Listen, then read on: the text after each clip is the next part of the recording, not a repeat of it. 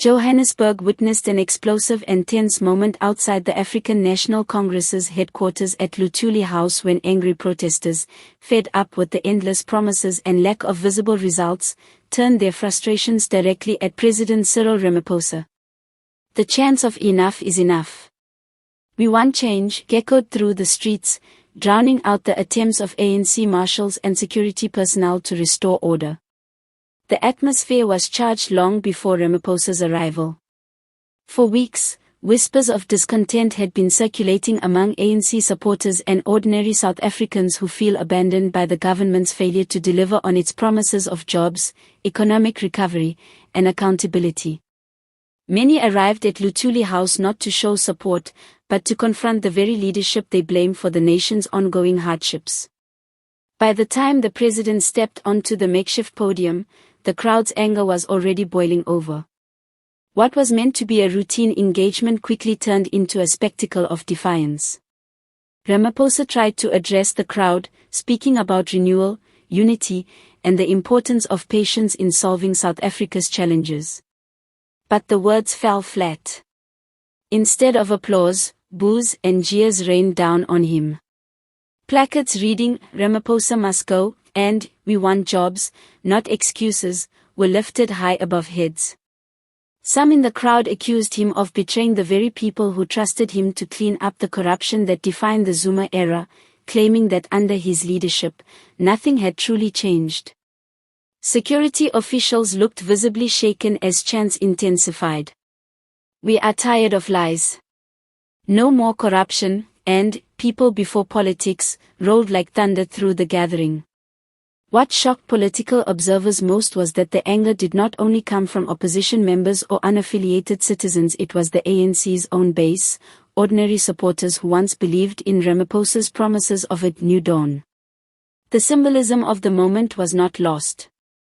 Luthuli House, once a fortress of loyalty to the ANC and its leadership, had become the stage for one of the most direct public rejections of a sitting ANC president in years. Analysts were quick to draw comparisons to the waning years of Jacob Zuma's presidency, when the same building often became a rallying point for both defenders and critics of the party's leadership. But the difference this time is that the anger seems far more widespread, cutting across age, class, and even party loyalty.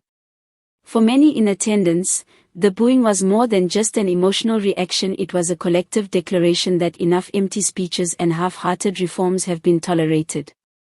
"We don't care about your words anymore," shouted one young protester. "We want action. We want electricity that works, water that runs, jobs that feed our families, and leaders who are not stealing from us." Inside ANC ranks, the incident has sent shockwaves.